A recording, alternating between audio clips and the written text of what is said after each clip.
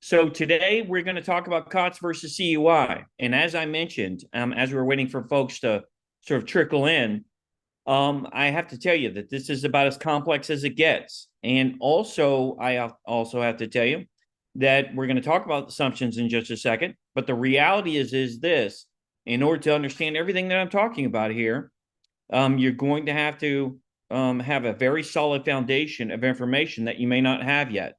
So if you don't have that foundation or you get lost, you're going to have to backtrack and do some homework, and we'll provide resources for you to be able to do that. All right. My name is Regan Edens, and I am the Chief Transformation Compliance Officer for DTC Global. And it is our pleasure to spend time with you. It is not false humility. It is literally an honor and privilege to be able to get to spend time with you to help train and educate you about these requirements. It is something that we are passionate about, and we are passionate about this mission, and there are good reasons for that. For those of you who are not familiar with my background, I'm not going to spend a lot of time on this, but I am going to preface the comments that I make because many of the things that you will have not ever heard before.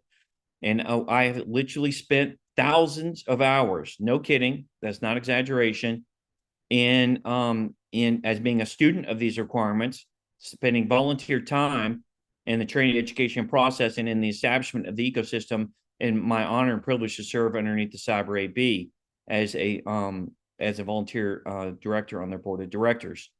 I am very fortunate enough also to be a provisional instructor and CCP myself, and also help develop the curriculum that's certified and reviewed for instruction of those certified assessors and probation or CCP professionals. So we spent a lot of time in investment and understanding these requirements. All right, DTC Global. DTC Global does this for a living. Our organization provides CMMC and advisory services. This is what we hyper specialize in: supply chain risk management, and the other things that are listed on the screen.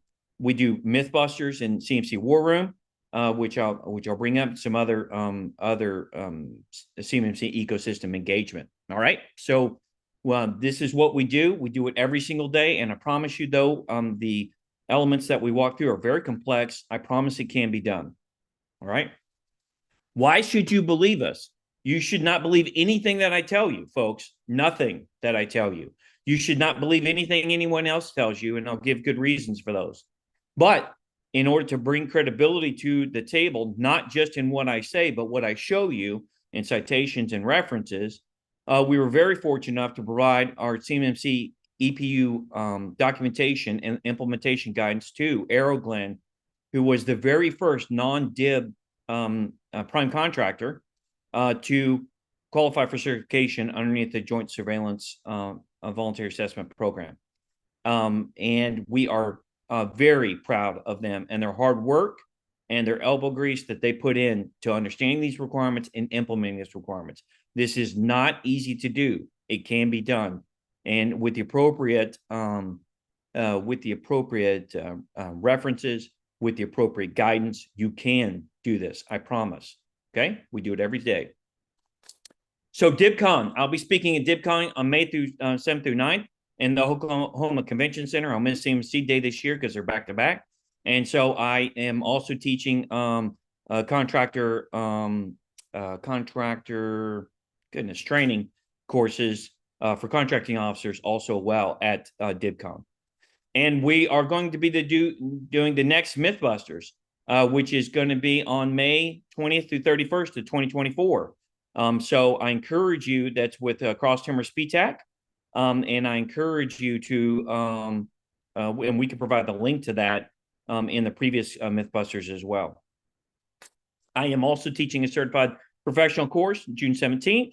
That starts at for next CCP course in partnership with Southern Methodist University, and they are truly world changers there, and I'm very honored to be privileged to be partnering with them. Oops. Okay, so the content that we're going to provide for you folks is copyrighted. There have literally been thousands of hours invested into development of this content. It is intended for you to be trained, for you to learn about what I'm teaching you about, for it to be a valuable resource to you beyond our time together. So I encourage you to do screenshots.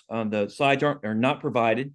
Okay, so I encourage you to do screenshots for the content that's valuable to you. I also ask you to use integrity, right, and to not repurpose this information for your commercial reuse. I really enjoy, and I'm very glad if you're a CCP or CCA or you're another consultant out there to attend our training. I encourage that, and I'm grateful for the opportunity to share knowledge with you as iron sharpens iron. However, please be respectful of the fact that there's been a tremendous amount of effort gone into understanding these requirements and providing this information for you. And please be respectful of that. The first rule of CMMC is to not believe anything anyone tells you, folks. Okay? You need to use extreme caution. And when you seek information and seek resources about any information on CMMC, okay, asking Zoltar the Magnificent about how to meet these requirements is not an effective strategy.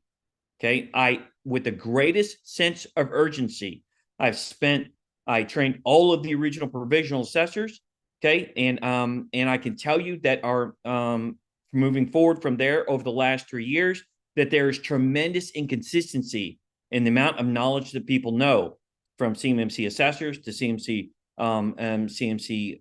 professionals, RPs and RPO organizations, and of course the hundreds of people who believe that they know what they're doing out there in the organization, who believe that they don't need any training at all, and they're just going to proselytize whatever it is people will pay them to do, or not pay them to say on LinkedIn or Reddit or any of the other sources. Now, there is valuable information out there. The challenge is that you will have very difficult time discerning what is credible and what isn't. Okay, you absolutely cannot trust a search result from 35,000 other people who got it, who clicked on a bad result.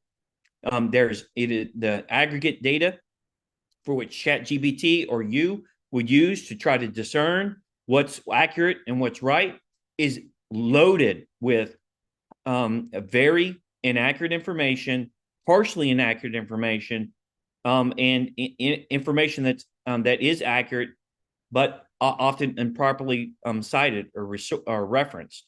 Okay, so it is very, very difficult for you to navigate this. And so I encourage you to only seek credible resources and to use your best judgment. You are responsible for your success, folks. That's the reason why we do these training education webinar series. That's the reason I spend so much time investing in trying to help get you, help lead you and guide you in getting this right. All right. LinkedIn is dangerous, and it is to be avoided almost at all costs. All right. The yelling and screaming that goes on LinkedIn about people think that they're right, and all of the trolling nonsense that takes place that sort of bleeds over from Twitter is really a shame. Okay, I urge you to always seek the primary references and to be knowledgeable and to be a student of the primary references. Okay, I am not the smartest guy on this webinar. I am simply very hardworking. Okay, and I spent literally thousands of hours learning about these requirements. So with that, you need to seek the primary references always. Do not believe anything that anybody tells you, and ensure that when they tell you something, that it's credible, it's backed up. Oftentimes, as you will see today, there are not clear, connectable answers, or you have to connect the dots in order to understand how to meet these requirements. And today will be a perfect example of that. A credible resource for you to seek out for guidance is through the CMC Industry Standards Council.org. Okay, the devil is in the details, folks. I cannot emphasize with the greatest sense of caution that the devil is in the details. Please do not spend hundreds of hours on your own, tens of thousands of dollars, hundreds of thousands of dollars in getting this wrong. Okay. People's lives are at stake. Their livelihoods are at stake. Their companies are at stake. And so if you are a CCP or a CCA or a consultant out there, or you're an internal person that's seeking knowledge and guidance about these, you have their trust and you have to be right. So I urge you to do everything that it takes to get your information on target, on time, with the greatest amount of consistency and accuracy that is possible. So let's talk about the purpose and references and assumptions. The purpose is that I am going to tell you things today that are going to rip off a Band-Aid. Okay. They're going to be things that you are not going to want to hear. People who standards that tickle your ears are not standards. Standards that are not enforced are not standards. So it's important that I tell you the standard, not as we want it to be, not as we wished it were, not as we'd like it to be, but the standard as it is, as accurate and consistent with the sources that we cite and we provide for you. Okay. There's a great sense of urgency to take action on what I tell you. And that action is required, and that knowledge and transfer of knowledge is required to make good decisions about time, investment, and labor, and what it's going to take to meet these requirements. Get it right the first time. And if you didn't get it right the first time, that's normal. That, unfortunately, that's prevalent, and it's actually the vast majority of people. Fix it and get it right. Okay. All right. So today's primary references that we're going to talk about are probably some things you've never even seen. Number one, it's going to start with the Department of Defense's guidebook for acquiring commercial items. Okay, the Part A, commercial item determination, and that really focuses on the FAR 12 commercial items section. Okay, and this guide is not written for your intended to be written for you. Okay, is not intended to be written for the purposes of CMMC or the purpose of their commercial item determination for the purpose of the DFAR 7012. And that's the reason why we have to piece things together. All right. The second primary reference today, although there will be many, is going to be the DoD Instruction 5230.24, the update on the January 10th, 2023, which is available through the White House website. Okay. Do not use any other dated version of this. All right. It is absolutely, completely cats and dogs, night and day difference. It is it is a very good document. They did an excellent job on it. It is still not written for you, but it includes you, and it is applicable to everything that you do, and I will show you why that's true. It's also fairly well integrated with DoD Instruction 5248, although 5248 is a poorly written DoD instruction. And I can say this with some sense of ownership in that I spent the latter half of my career as a DoD civilian and DoD contractor writing and studying and integrating policy just like this in the context of the intelligence community and special operations community. Okay. DoD Directive 5230.25 will give you specific guidance as well, and we'll talk about that. We're going to build on some assumptions. The assumptions are, folks, that you've actually read DFAR's Contract 12, DFAR's Contract Clause 252, 204, 7012. If you haven't read that clause, shame on you. Okay, you should just probably exit right now. I'm sort of partially kidding. If you haven't yet started, or you're just getting started, this is a foundational reference for you to understand everything that you must do, because you are required to apply all the CUI laws, regulations, and government-wide policies for all permitted and prescribed activities involving CUI. You are not allowed to do anything else but what you are permitted to do or allowed to do, and what you are prescribed to do, what you must do according to the requirements. The CUI registry creates the foundation for that. If you don't know what the CUI registry is, you need to look at that directly. Stop taking people's word for it. Stop and take the time and look for it yourself. DoD policies, all agency policies, when you're doing a contract with that agency, apply to everything that you do related to the security requirements and what you are permitted to do and what you are prescribed to do, what you must do. So all DoD policies apply to you, okay? In everything that you do with relationship to contract performance underneath the DFAR 712, I will show you that this is true. and in relationship to the controlled and classified information that you receive or that you develop in performance of the contract. Okay. You must apply all the CUI laws, regulations, and government-wide policies to your implementation of the management, operational, and technical controls required underneath NIST 800-171. Okay. In order, and any other prescribed security requirements that you must implement as well. You must, when a DoD policy is more stringent, you must apply the DoD policy and follow that policy. So if you're implementing something that's required underneath NIST 800-171, and there's an additional DoD policy that requires you to do additional things, you must also do those additional things in order to conform with DFARS 252, 204, 7012. You are responsible for your supply chain and outside processors. Okay. And checking that box and using an email is not enough. You're also likely to create far more CUI than you actually receive in performance of the contract. Okay. If you didn't realize that, that's absolutely true. Okay. The organization is the originator. You, as an authorized holder, as an individual, are an originator of CUI when you create and develop CUI and performance of the contract. And you are responsible. You are responsible underneath DoD policy to determine at the time of creation the category CUI that information falls into and mark it and safeguarding it according to its requirements.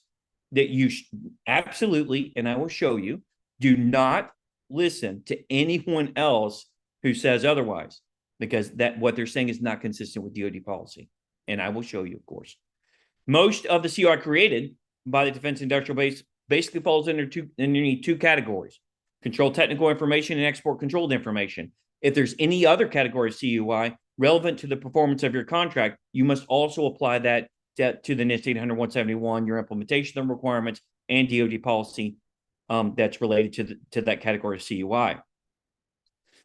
If you implement all the technical controls underneath the NIST 800-171 perfectly, and you do not do all of the things that I just described, you will not certify. Okay? That is what's encompassed in the rule. And why do I say that? Because the 32 CFR Part 170, paragraph 1 of that rule, okay, paragraph A says that you are required, that the CMC rule requires you to meet all the prescribed security requirements required underneath DFARS 252, 204, 7012.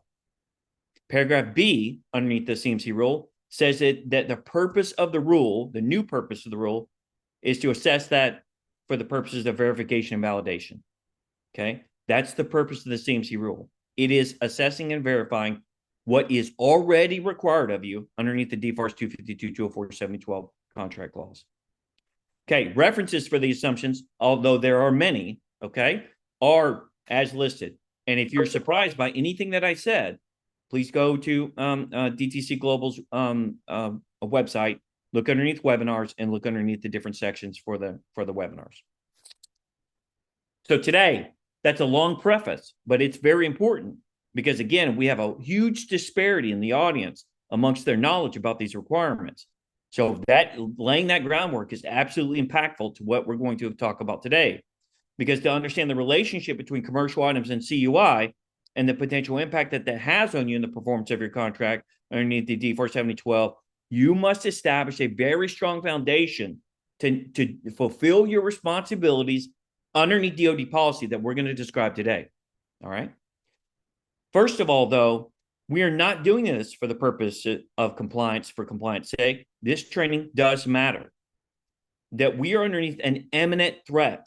It is happening in real time right now, 24/7, every single minute of the last decade. This is not exaggeration for the purposes of inflating defense budgets. This is an absolute imminent threat that we are facing because we are equipping our enemies as they exploit our data. And it's just that simple. We are enabling our enemies to defeat us on the battlefield. And I will show you how that's happening in real time right now. There is no other greater threat in the history of our nation to the exploitation and compromise of the data that we're talking about. And I wish that were hyperbole. I wish that were exaggeration. I wish that were some gimmick in order to get you to spend more money on CMMC. And this is absolutely false. This is hands down, the greatest thing that we will do collectively for the national security interests of our country in its history. A real world example of this is the fact that if you wondered why that a smaller country, very small country called Ukraine, has fought the Russians to a virtual standstill, though they probably will, it's very unlikely that they'll actually win. How is it that the second largest superpower in the entire world, with the second largest air force in the entire world, does not have air dominance in Ukraine? How is it that the second large, or perhaps maybe even the largest actually, armor, tanks, armored vehicles, armored weapon systems does not have land dominance in Ukraine? How is that possible?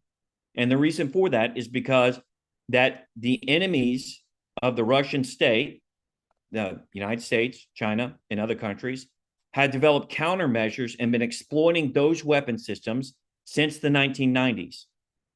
And the exploitation of those weapon systems is literally resulting in the Su-33, Su-34 literally being blown right out of the sky.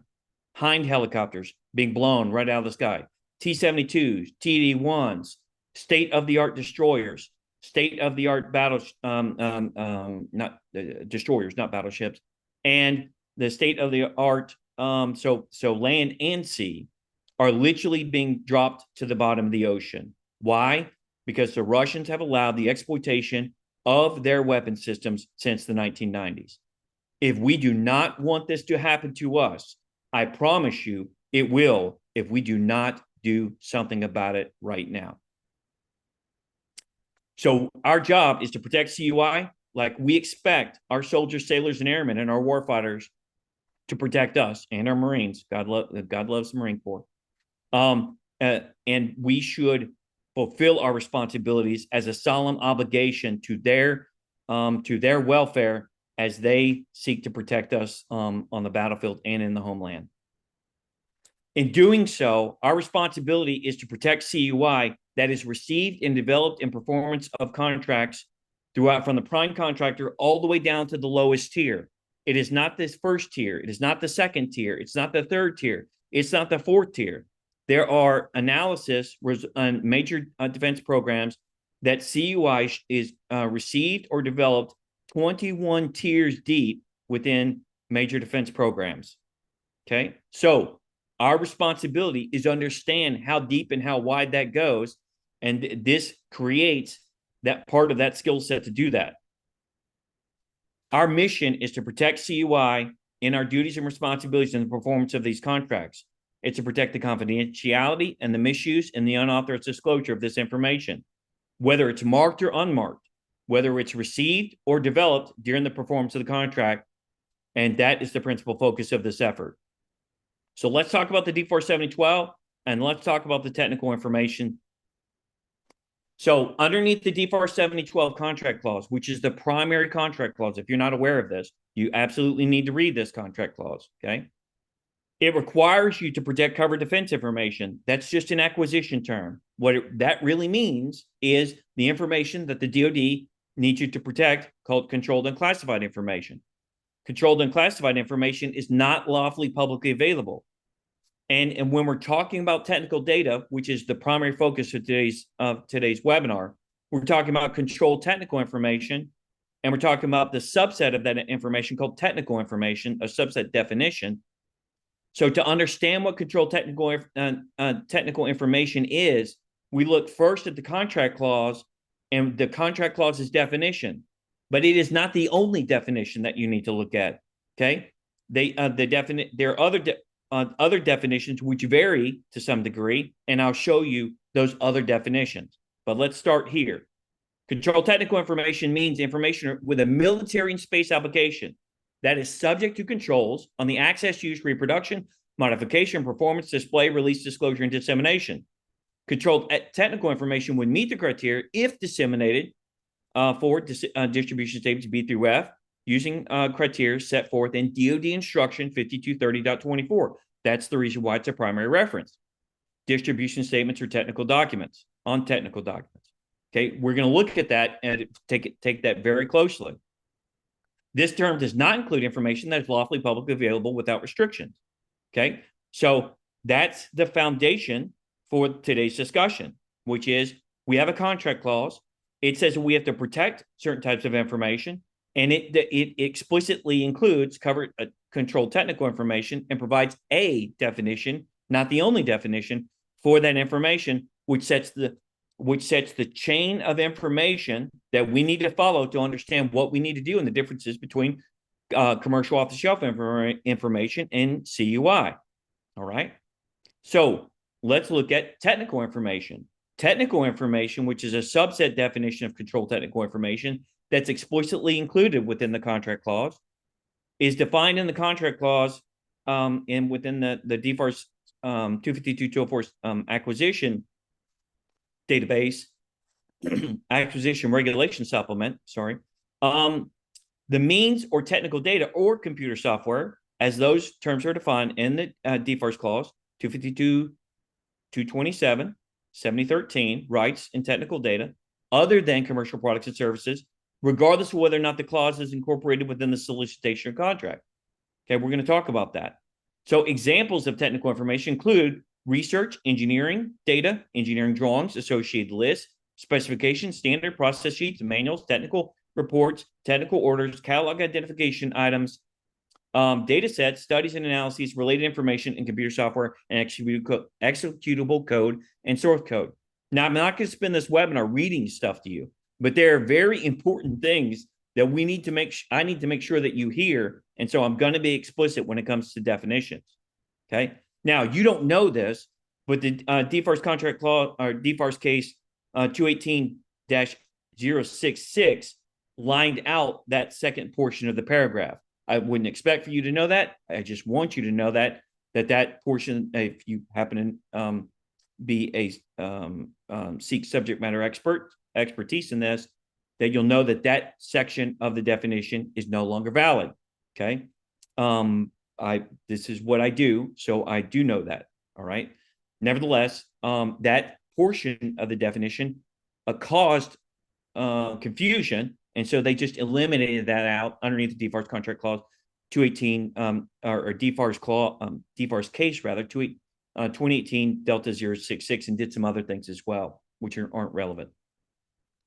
Determining controlled technical information. Let's talk about that. So when we talk about CTI, we need to realize that the definition in the DFARS contract clause itself is not all-encompassing.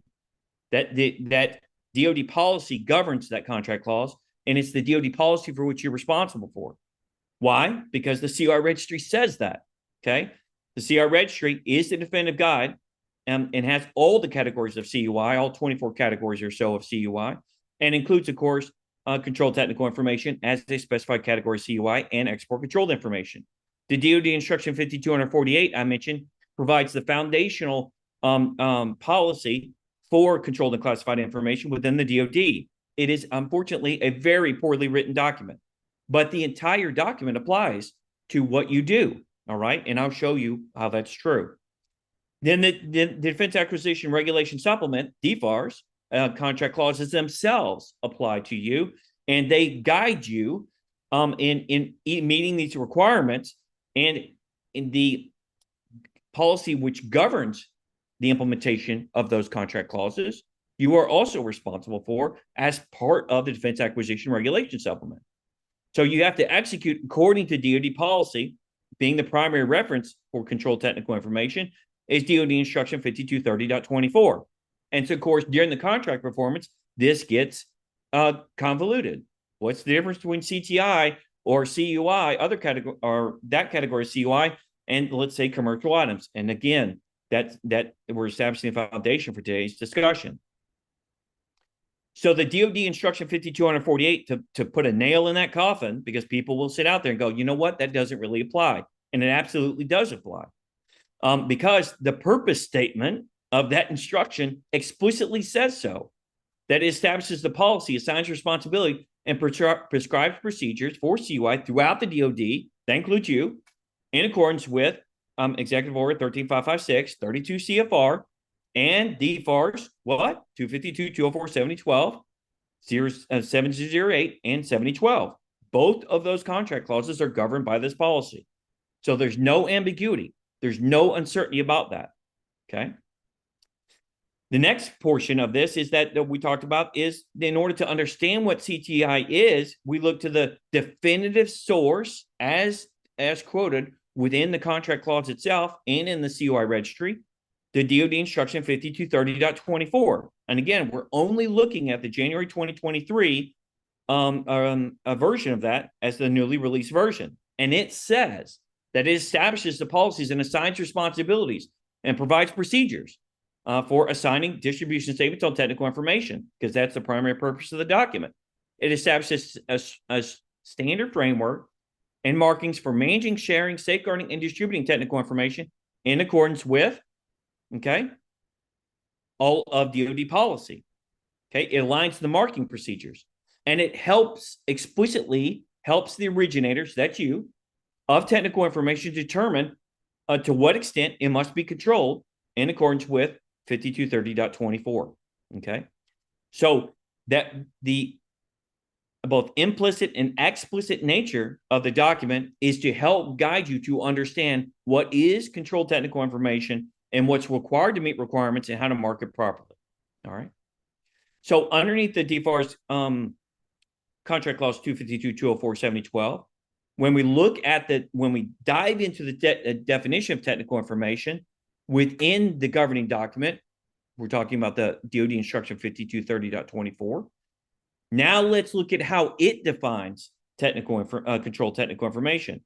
It says that it's technical information with a military space application that is subject to controls on the access, use, reproduction, modifications, performance, display, release, disclosure, and distribution. But it provides an exception. Okay, this exception is very important as what we're talking about progresses. CTI does not include information concerning general scientific, mathematics, or engineering principles commonly taught in schools, colleges, universities, and information in the public domain. So if the information is in the public domain or it's general scientific information, okay, it is accepted out from the document DoD instruction 5230.24. So with that noted exception, let's move further and just take a closer look at how DoD instruction 5230.24 slightly differs in its definition of technical information.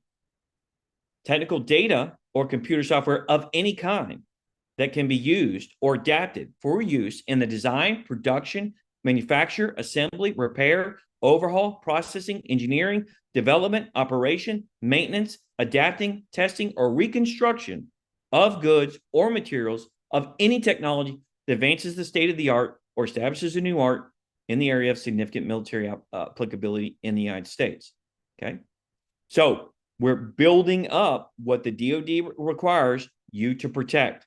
So we have the contract clause, we have the DoD instruction 5230.24, and to understand the releasability of that information, what is allowed to be in the public domain, we look at DoD Directive 5230.25.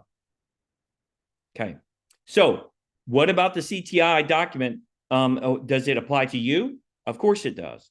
It applies to newly created, revised, previously unmarked, classified, or unclassified technical information originated, that's you, or managed by all DoD-funded RDT&E programs and DoD technical information originated or managed by DoD acquisition and sustainment activities. That's underneath the DFARS acquisition contract clauses, including system development, production, procurement, sustainment, including logistics, maintenance, and material readiness and collaboration activities.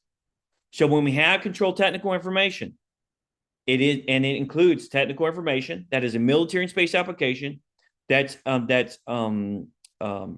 presented to us in the general examples of technical data, and in any form, tangible or intangible form, it's included within this definition and within this document. Okay. That the examples that it provides, remember, including but not limited to engineering drawings, configuration management documentation, engineering data, associated lists, standards, specifications, technical manuals, reports, orders, blueprints, plans, instructions, computer software and software documents, catalog identification items, data sets, studies and analyses, and any other technical information that can be used to adapt it or be adapted for use in the design, production, manufacture, operate, repair, overall reproduce of any military and space equipment or technology concerning such equipment.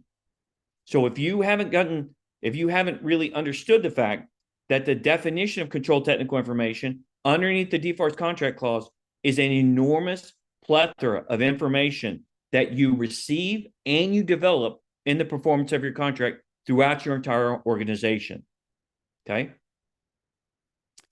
There are four controlling definitions, five rather, if you include technical controlled technical information's definition alone. Okay. So plus the CTI definition, there are four controlling definitions related to the definition of controlled technical information. That's the definition of technical information, the definition of military and space application, the definition of configuration management, and the definition of engineering information. All of these definitions are included in DoD Instruction 5230.24 or DoD Directive 5230.25. Now, I want to highlight the fact that many people don't understand that in the definition of engineering information, it includes explicitly parts that are unique to the military and space application, that are unique to the performance of the contract. Okay, it includes bills of material related to that. Many people are familiar with export controlled information, and export controlled information does explicitly require the protection of parts numbers or bills of material, while controlled technical information does. That is an important difference, okay, within the amount of information that you're expected to protect. All right. Now we're going to make the differentiation in parts numbers later on. Hold your horses. Don't get an anxiety attack. Okay. We're going to tease that out in the details that we talk about as we navigate understanding controlled technical information and CUI versus COTS information. Okay. So let's bring it all together, folks. All right. So let's talk about what we know. What we know is that the DoD Instruction 5230.24 is the definitive resource for understanding what is controlled technical information and what is technical information underneath the DFARS the DFARS contract clause 252, 204, 7012. You know, all of these technical terms, you know, you can use them as tongue twisters if you like. Okay. That's for fun this weekend. All right. So that is the defining document, folks. There's no ambiguity. There's no uncertainty about that whatsoever. All right. Underneath the definition of controlled technical information, there are four defining and controlling definitions that influence that. They influence what is controlled technical information, what is CUI, that's technical information that we need to protect. Okay. And that includes the definitions of technical information, military and space application, configuration management, and engineering information. That it's important to know and to remember that controlled technical information does not include the exceptions. What are the exceptions? General scientific information. Okay.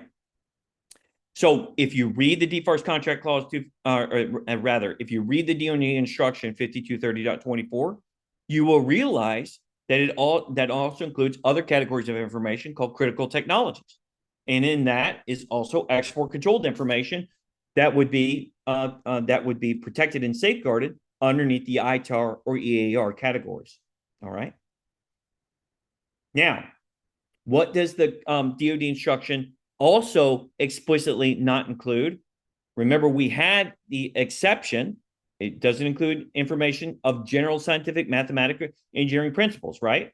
Well, there was a DoD memorandum, which most of you aren't aware of, and that's okay. That's what we do, that provide clarity about what is the general scientific information, and what does the DoD mean by this, right?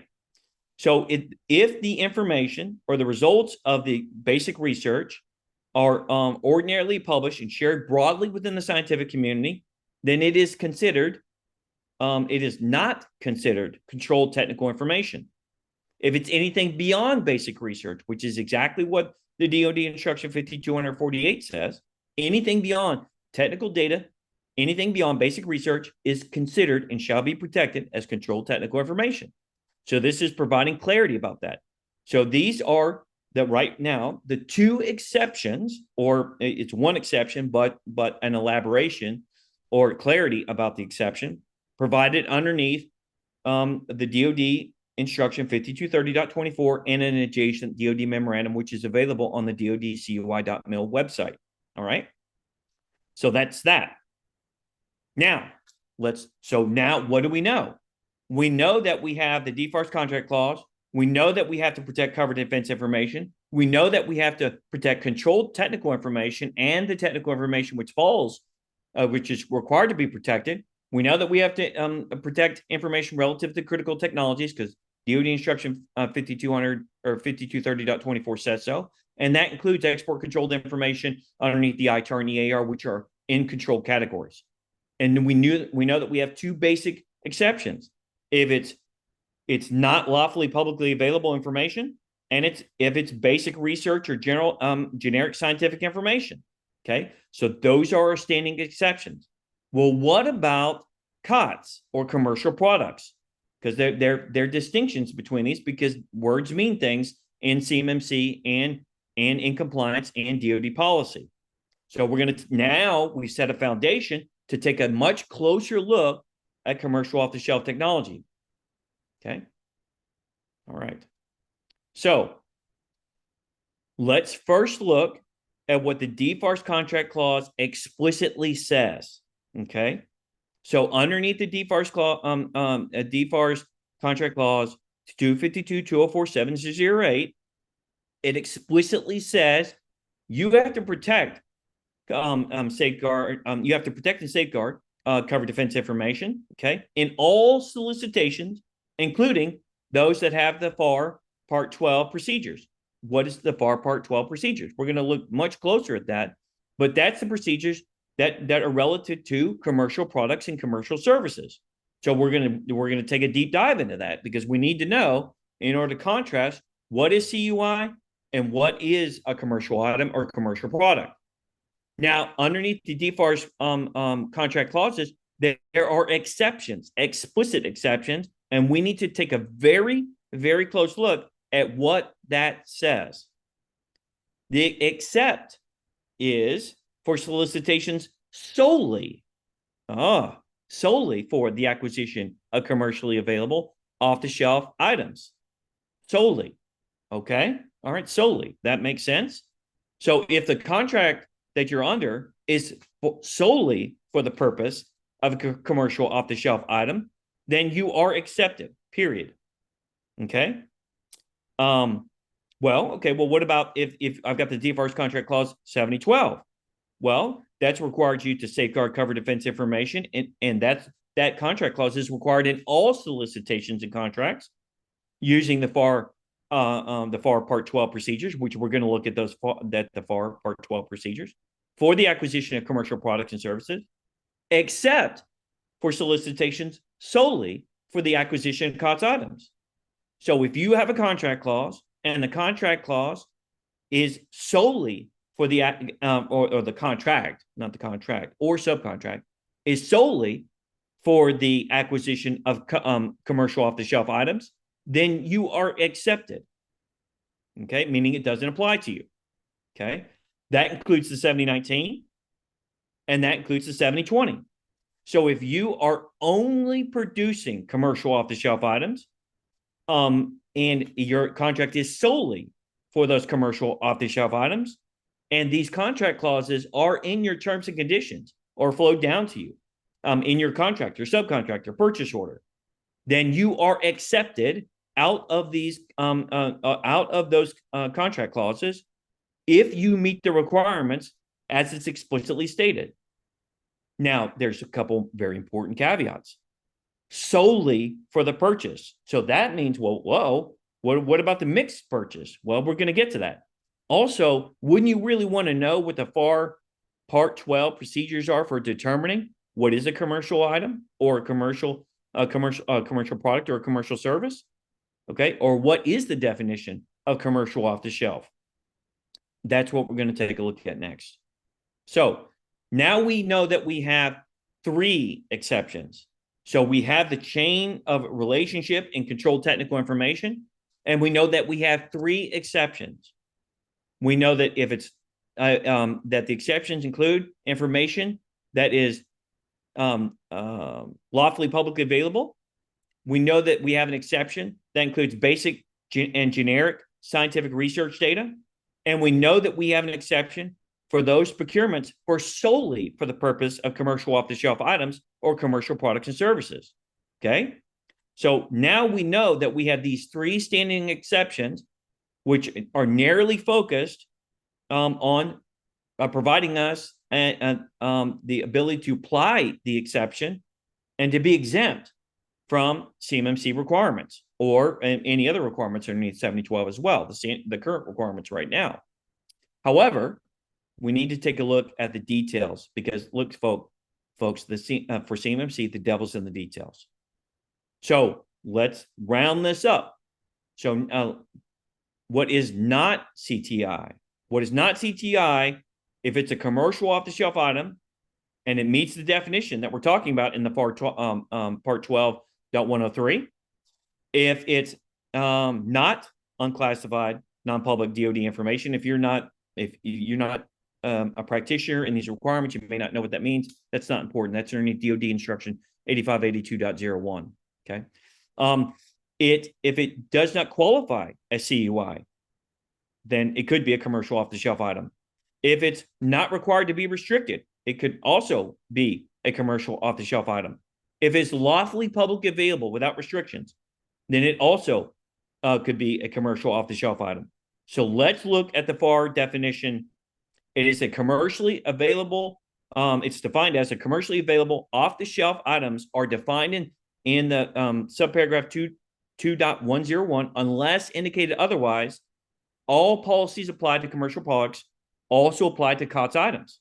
So if it's a commercial product and it falls underneath the definition of COTS, then the FAR Part 12 procedures apply. So let's dive into that a little bit deeper.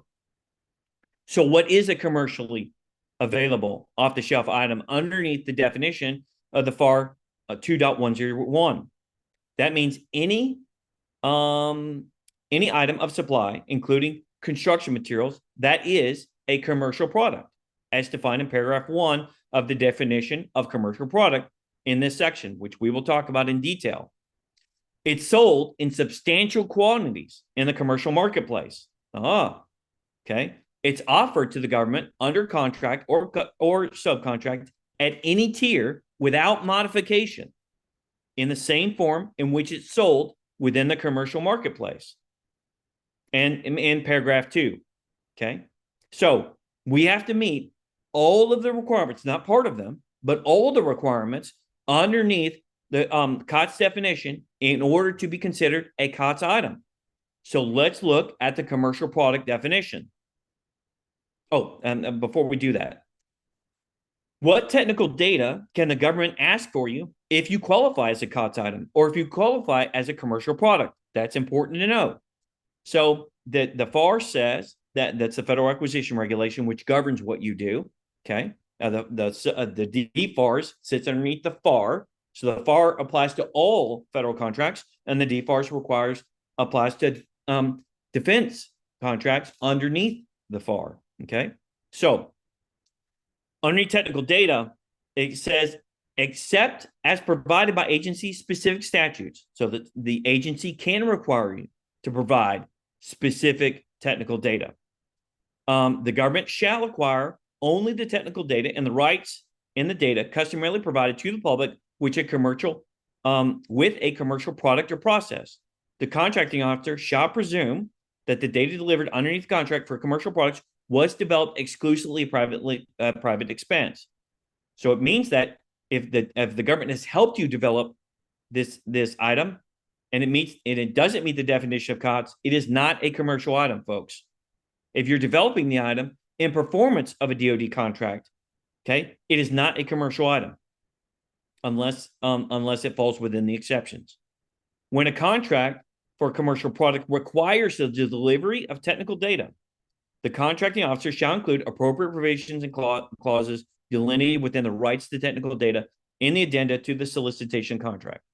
Okay, so that means if the government if you are providing a true commercial off-the-shelf product, or COTS item or a commercial product, then the subcontract terms and provisions or the prime contract terms and provisions must explicitly state that you have to provide the technical data for one region or the other. Okay, so if it's not in there, then and you are a COTS item, and it's solely for the purpose of acquiring a COTS item or commercial product, then you are free and clear within the exemption, and these requirements wouldn't apply. So let's look at what the DoD provides us within the DoD cybersecurity DoD procurement toolbox and the cybersecurity FAQ, which is the very first question. When the DFARS contract clause 252.204.7012 is required in contracts, is the clause required in contracts for commercial items, commercially available off-the-shelf items? The answer says commercial items include COTS, but also include commercial items that are or are about to be available in the marketplace, but which also can be modified to meet government requirements. Okay. If a commercial item must be modified to meet government requirements, such a modification may require the use and safeguarding of covered defense information, or the resulting service could be operation critical for DoD. If it's an operation critical support, then it falls within the DFARS 7012 contract clause, and you have to meet the requirements.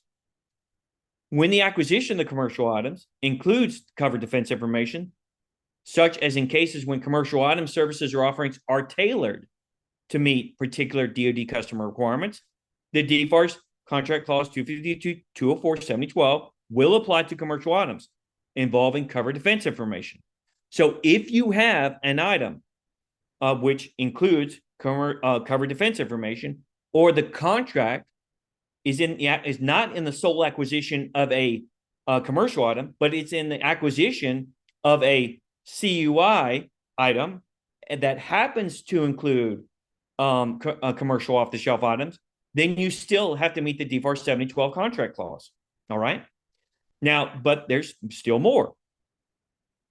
So FAQ number 2 says, well, when does the DoD's purchase of commercial item sold to but not limited to development for DoD mean that the data associated with the item requires protection as covered defense information? Okay. For example, does a contract clause with the DFARS 252.204.7012 contract clause for the purpose of a standard commercial item with the requirement to deliver standard technical data package for that item, with the only change to mark the cover page with a controlled technical information distribution, mean that the company now has to protect the data as covered defense information? So what they're essentially saying is, if for some reason the data package was mismarked controlled technical information because it doesn't qualify as controlled technical information underneath the description that they provided here, do we have to meet the entire DFARS 252.204.7012 contract clause requirements? Okay, or be ready for CMMC? The answer is no. In the example provided, commercial items, in this case software, or their associated data, are not considered covered defense information, and their purchase by DoD would not alone change that status. Superficial changes, such as marking a manual with a particular distribution statement that's marked incorrectly, by the way, absent other substantive changes, meaning that there aren't other prevailing requirements, would not mean that such a document requires protection as covered defense information, meaning that just because you've got an erroneously marked document doesn't mean that now you're encompassed within these requirements when all that you were doing was selling a commercial off-the-shelf item or commercial product. So that alone does not require you to have to meet the DFARS contract clause, and that alone doesn't have to force you to meet the CMMC requirements as well for certification. Substantive changes, however, to a commercial item, documents describing its use or integration with DoD, or as a part of a DoD system or platform, may be sensitive and require protection as covered defense information? And the answer is yes, they would, given the description underneath DoD Instruction 5230.24. This would apply to the information related to the changes required by DoD, however, not the standard commercial item itself, but an associated data, okay, resulting within the contracting officers or required activity. Commercial items include COTS items that are that are available or about to be available in the marketplace, which also can be modified to meet requirements, but aren't modified to meet requirements. A commercial item must be modified to meet the government requirements, such as the modification may require the use of covered defense information. In most cases, it would underneath the controlled technical information definitions and controlling definitions. Now, let me give an example of this. So let's say we have a bolt, and the bolt is a mil-spec bolt that we buy off the internet. Mil-spec, there's nothing special about that specification whatsoever. What if we add a unique thread pattern or a unique bolt head or a unique anti-abrasion or thermal or friction reducing coating to the bolt? Would the bolt itself be CUI? No, it wouldn't. Would the process or the thermal coating now on the bolt be considered CUI and controlled technical information? Yes, it would be. We protect the entire bolt with the brand new coating or the brand new threading or the brand new modification? Yes, we would protect the entire bolt, right? Because it includes the modification. But if we had two boxes of bolts, one set of bolts that we got in from our supplier that we just ordered off the internet, and the second set of bolts that we had modified or that we modified ourselves, which one would we protect as CUI or controlled technical information? We would only protect the second set of bolts that have been modified. What explicitly is the thing that we're protecting? We're protecting the modification and the process related to the modification, the technical specification related to the modification and the process, the representation of the bolt in pictures and diagrams and references and blueprints. That includes the modification and the technical specification.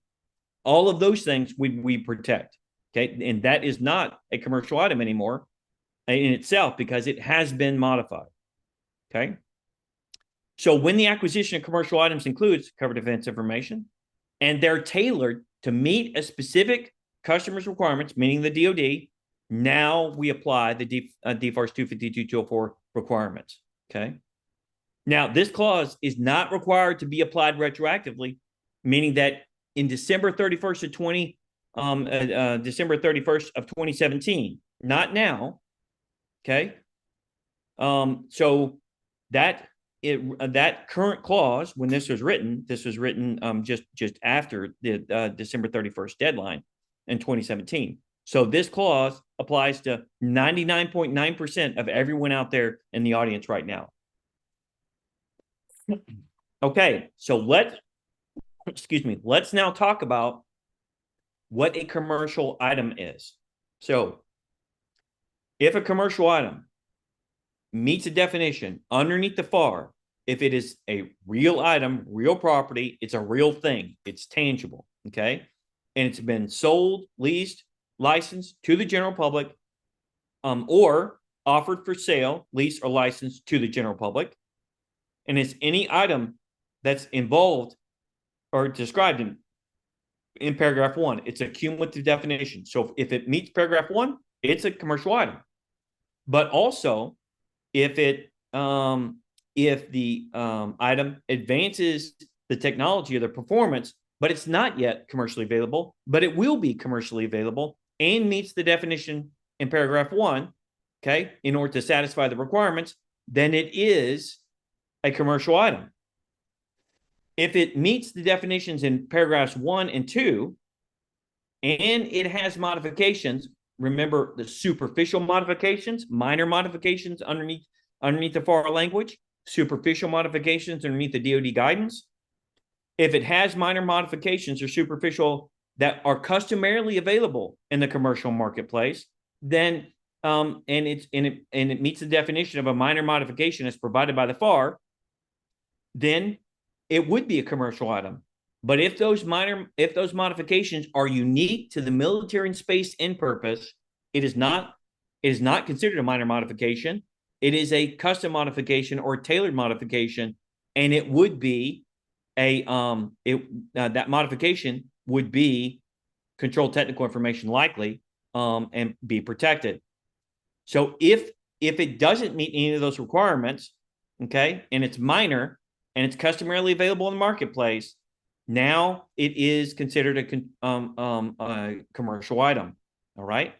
So if it meets paragraphs 1, 2, and 3, now it is a commercial item, but it must also meet, okay, be combined and sold in combination to the general public.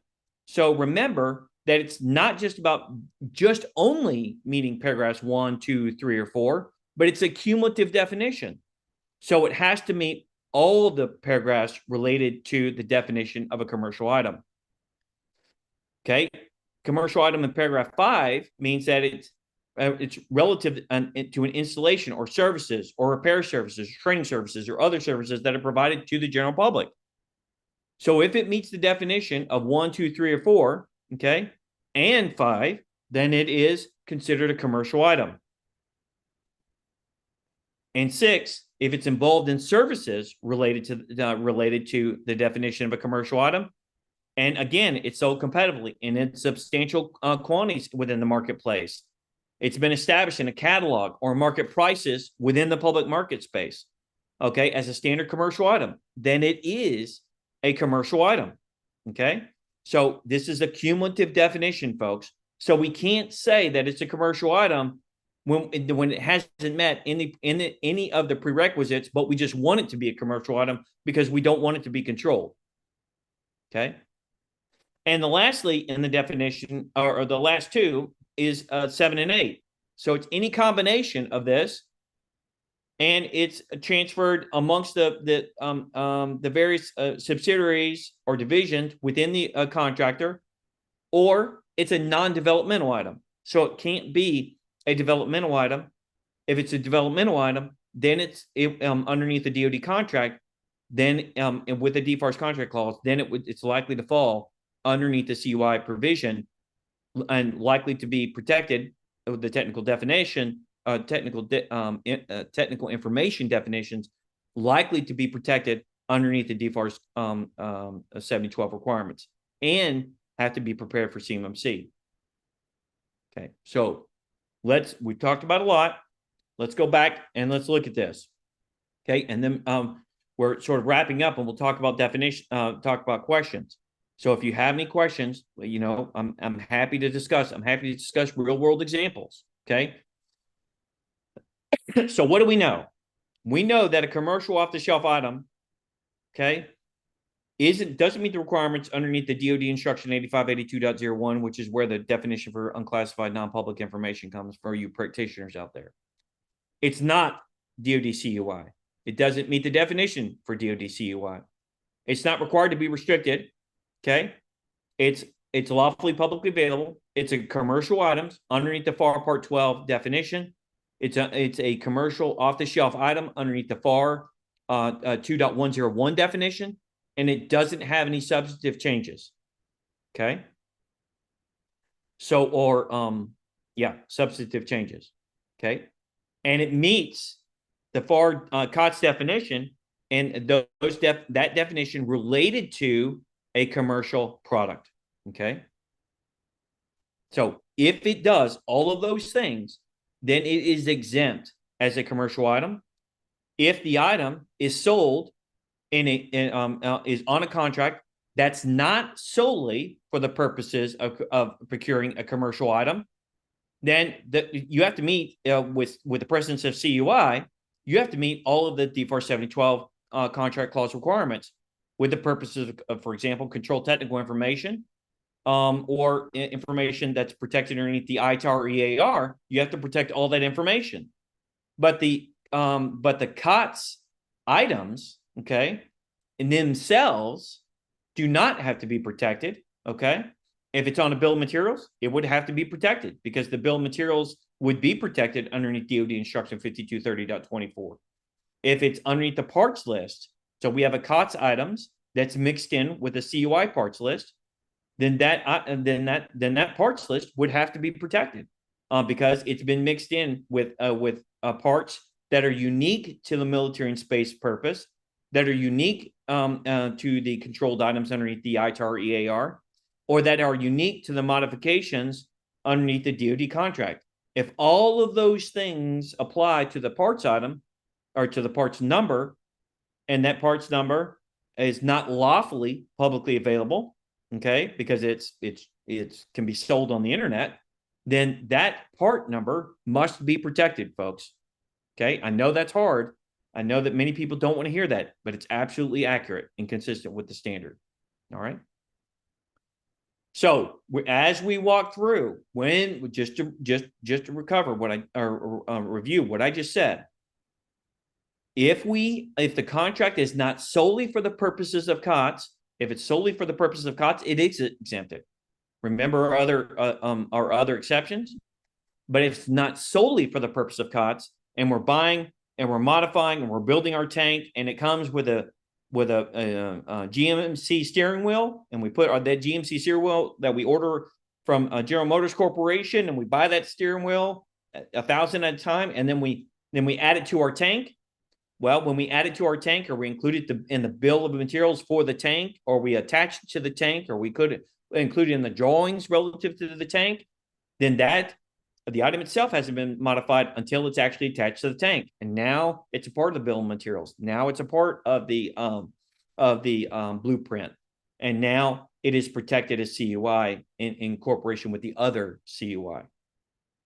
Okay, so who's responsible for this? You're like, wow, I had no idea.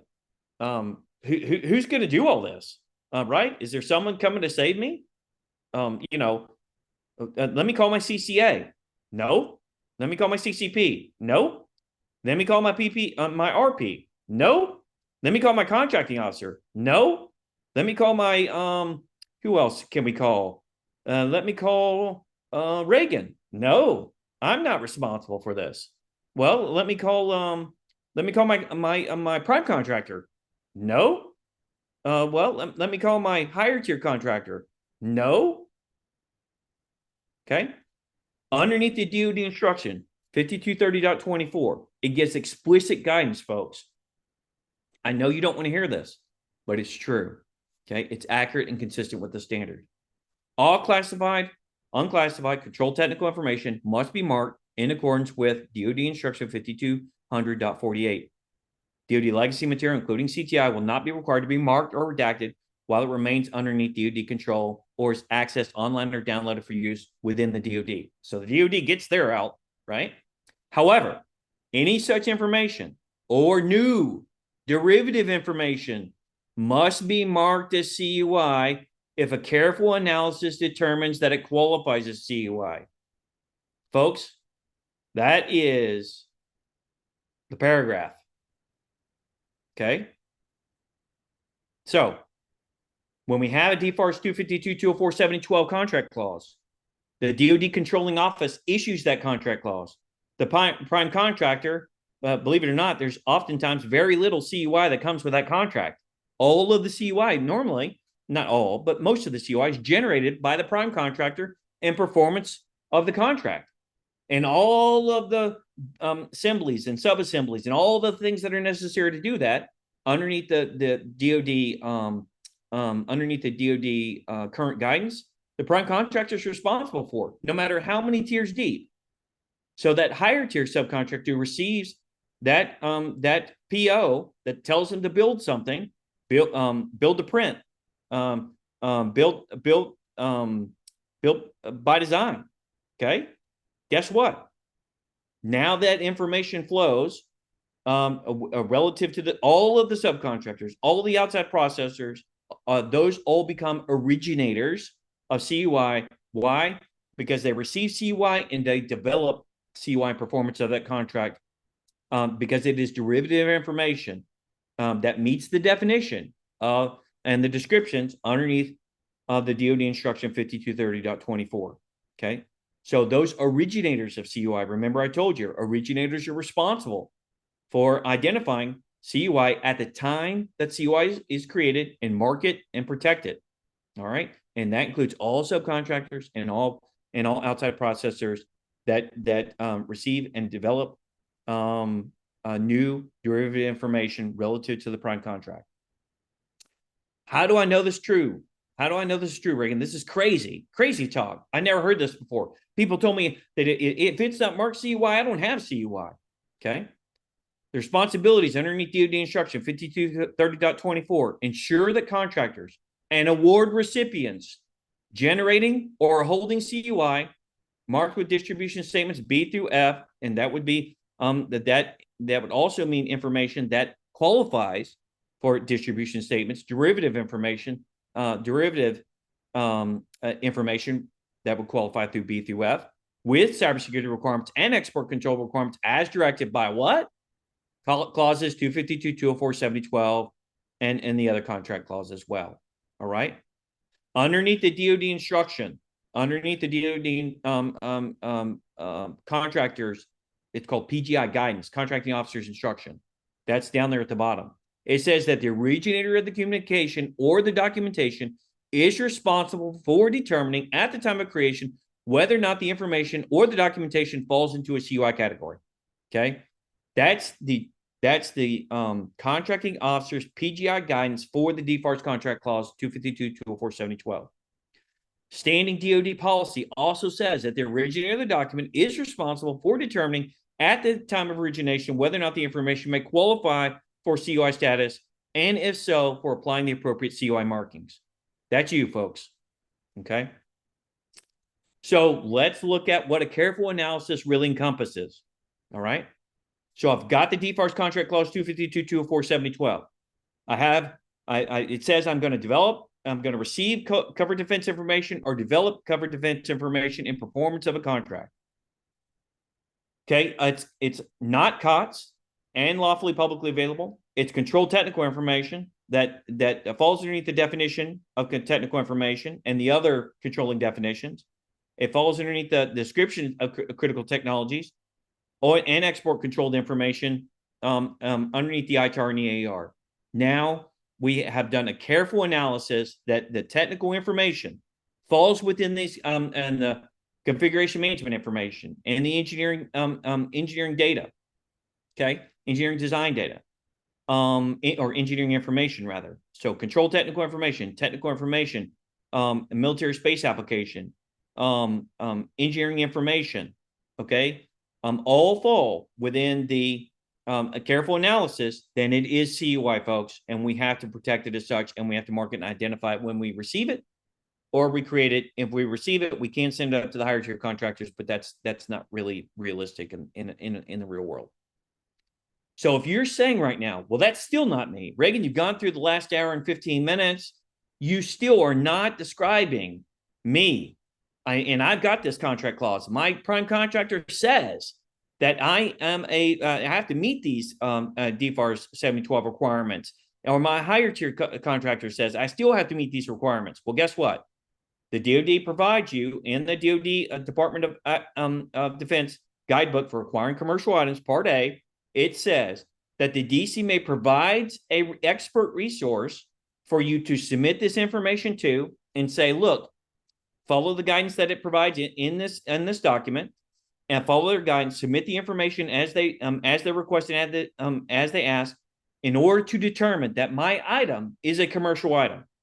And if they determine that your item is a commercial item, okay, then that item can be exempted from the requirements, and it's put in a commercial item database.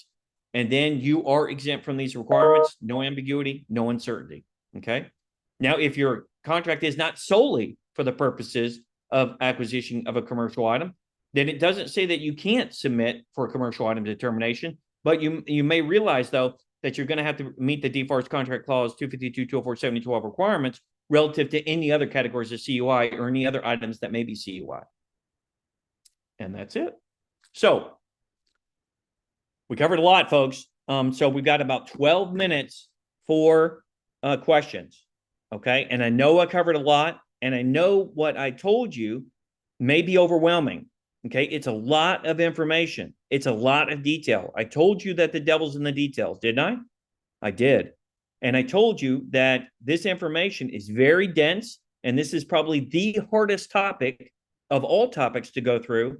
First hardest topic is to identify what is controlled technical information. That's number one.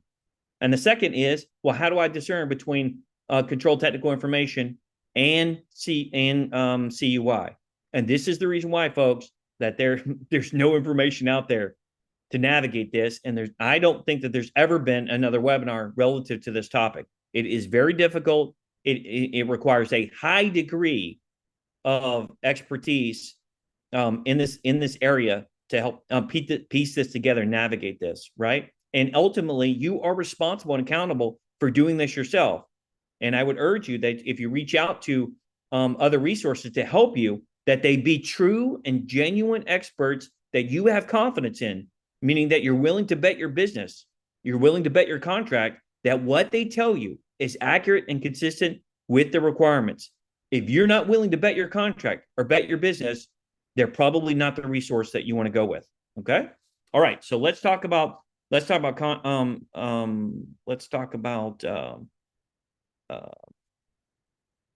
questions. All right. So Abdullah Seka, who's excellent, great to have you, Abdullah. Seen you on other webinars. Says thank you for helping the DIB. Listen, it is truly my honor and my privilege, and I'm grateful to do that. What is your take on DoD's just releasing a rulemaking agenda and indicates a delay in CMC 2.0 rules? You should not expect that there will be a delay in the CMC 2.0 rulemaking. Don't confuse the details in the agenda for a delay. Okay. That's a hyper complex discussion. Okay. But you should fully expect, because of the legislative requirements, for Congress to review this rule in this legislative session, to execute this year. That review should be done by October, November. Okay, because it's required to be done within this legislative session. Then the legislative session ends in December because of the break and because of the election. Okay, so I would not confuse the details in the agenda with a delay in the CMC rulemaking. All right, when Congress reviews that rule, they will approve that rule. There's no doubt about that. Remember, this was started with Obama. Then it went to President Trump, and then it's gone to President Biden. President Biden has been, and the current administration has been the chief advocate and proponent for these requirements, the advancement of these requirements, and whether or not the President Biden or President Trump wins the next election, rest assured that this is going to move forward. All right, and you should expect it to move forward in Q1, phase one to begin in Q1 of 2025.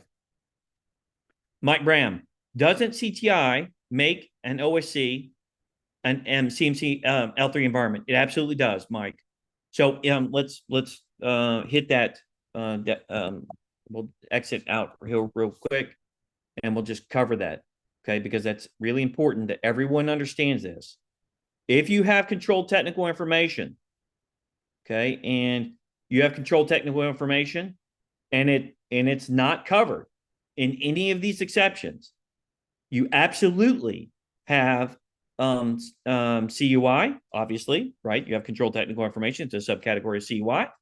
And you are a level 3 environment. Okay. I'm sorry. No, not level 3, Mike. That's underneath the old regime. Okay, level 2.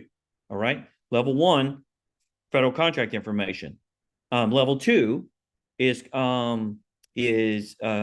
controlled unclassified information, all categories, any category of CUI. And level 3 would be a heightened state of security for specific information. And it could be any form of CUI. It could be portions of controlled technical information that that the DoD requires high, even though it's unclassified, at high degree of risk, and so that would be accepted.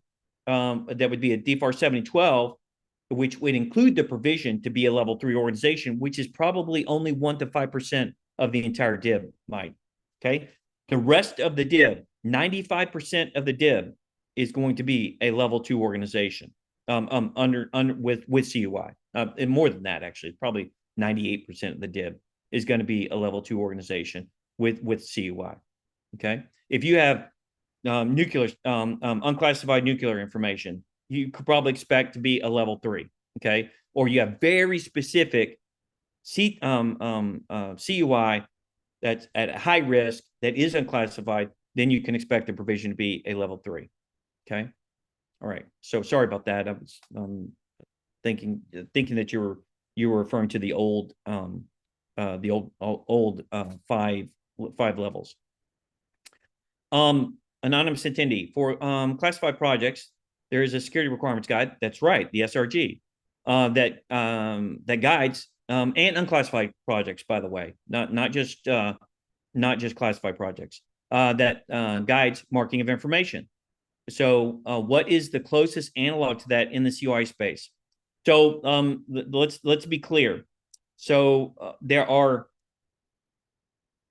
and I'll write this in, okay, because this is a controlled technical information discussion, but I'm gonna add this so that everyone can be clear.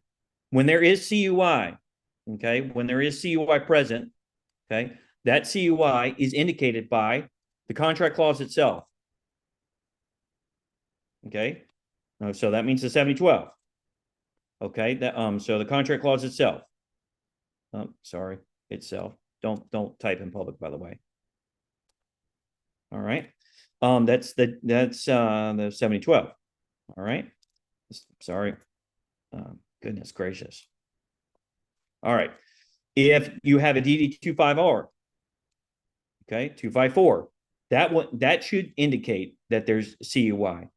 Okay, there may be relative to this, there may be technical information or specific guidance within the contract clause, but not always. Okay, and there doesn't need to be, by the way. Okay, there may be. Okay, specific guidance that there is not required. The clause itself is the only thing that's required, by the way. DD254 might be present, and then you have a security classification guide. Security classification guide, also known as an FRG, SRG, security requirements.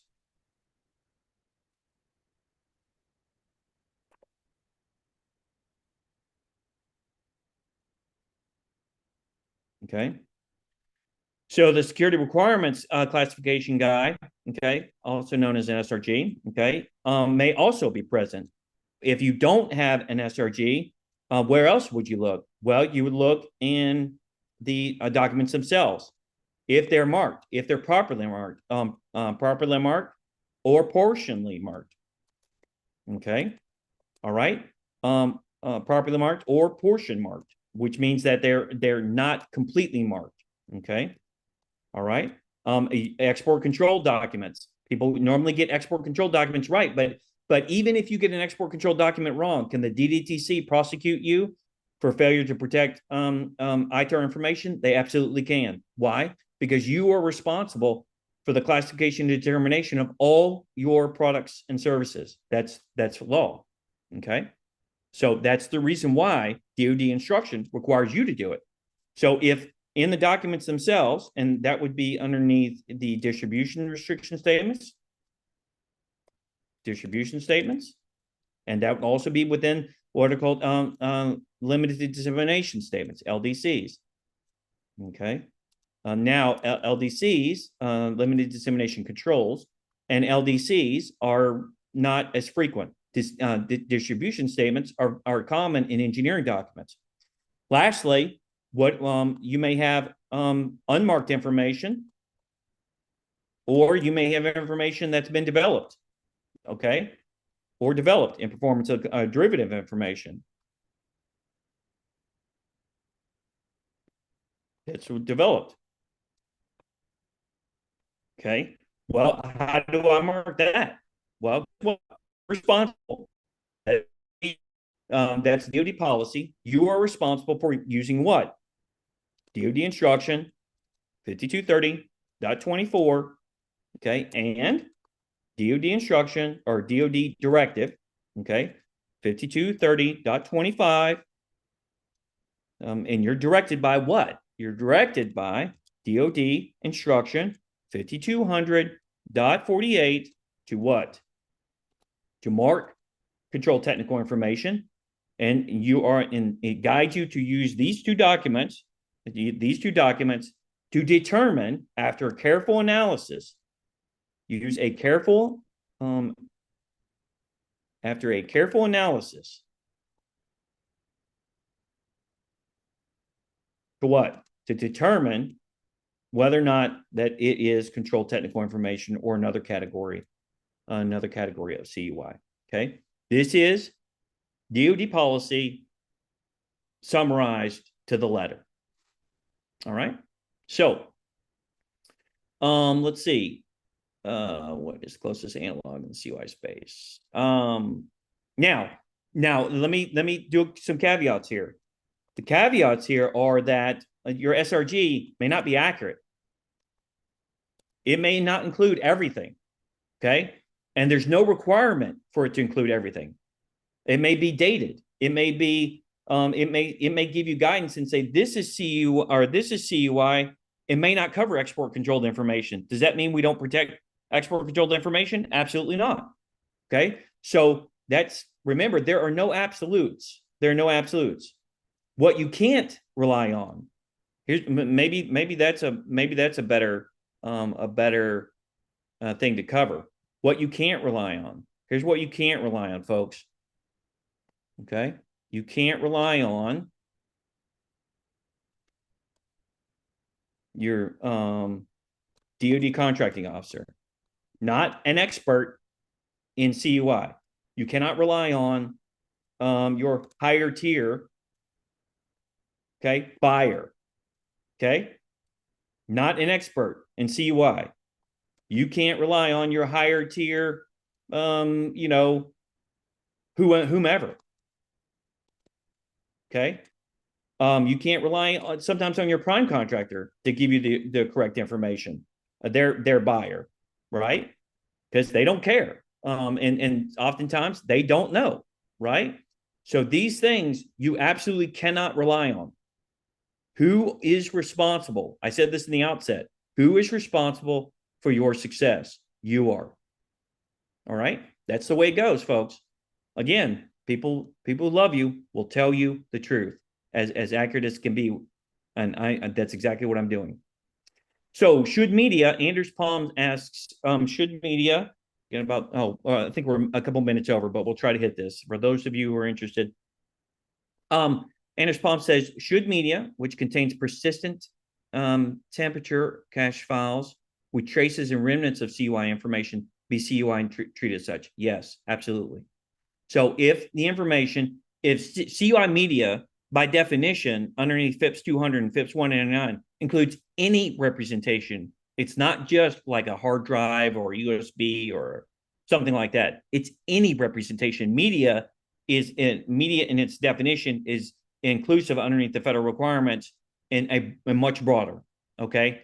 So if there is any representation or the presence of CUI in any device, in any document, in any whatever, then any picture, graphic, any representation of technical information, then that information is considered CUI.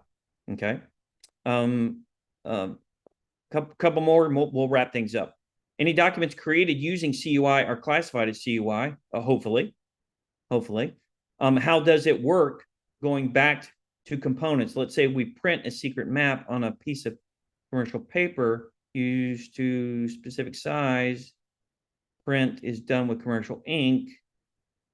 Question arises whether or not the paper or ink are also used to consider CUI. So if it's commercial item, if the metal that I make parts for the F-35 is a secret part, is the metal secret? Not unless the metal has some unique specification that is also classified. If the metal that I bought off the internet, I turn into a CUI part, is the metal itself and the formulation CUI? It is not. Okay. The representation of the object after I make it is CUI. Okay. Okay. So that wraps us up, folks. I hope this has been helpful. I know it's a lot of detail. Okay. And I thank you for your time and your consideration. If you have any questions or any concerns, please don't hesitate to reach out to us. We're happy to help you and provide you guidance to other reputable sources of information. And we are very grateful and for your time on a Friday afternoon after an hour and a half. And we look forward to the opportunity to navigate these issues with you in future broadcasts during CMC Mythbusters or CMC War Room, or an opportunity at a conference for me to personally meet you. If you'd like to, please reach out over LinkedIn. Please mention the fact that you attended this webinar show, because I get a lot of connection requests. And I thank you for your time, and I wish you the very best on a happy Friday. Have a great day.